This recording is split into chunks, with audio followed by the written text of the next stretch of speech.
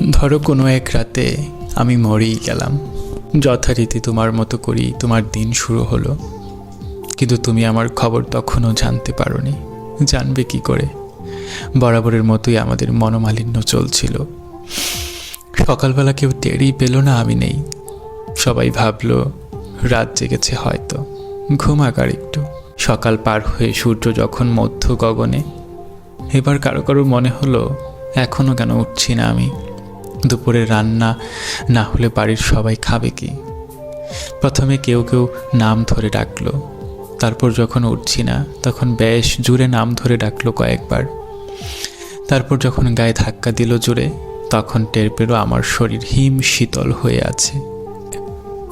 এরপর আর কি, বাকি মরাবাড়ির মতো সবাই কান্নাকাটি চিল্লাপাল্লা হলো।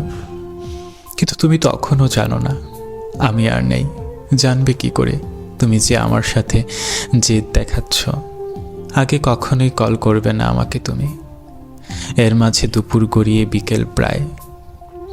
এর ফাঁকে আমাকে আমার গন্তব্যে নিয়ে যাওয়ার প্রস্তুতি শেষ। শেষ গোসল, জানাজা, কবর খোঁড়া সব শেষ। কিন্তু তুমি তখনও জানো না আমার নতুন ঘরে আমাকে নিয়ে যাচ্ছে সবাই।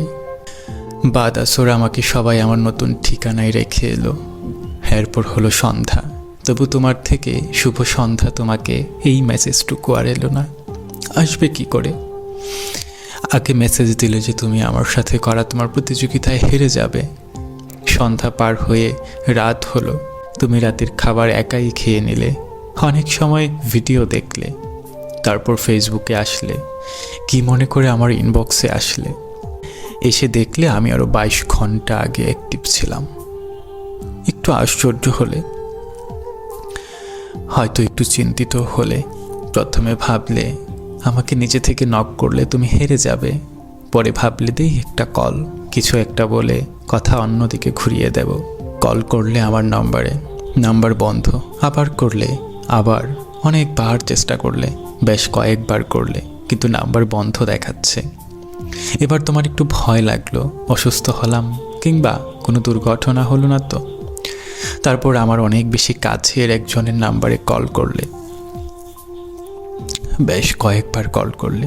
রিং হওয়ার পর রিসিভ হলো। হ্যালো বলল প্রিয় মানুষটা আমার, কিন্তু কান্না বেচা কণ্ঠস্বর।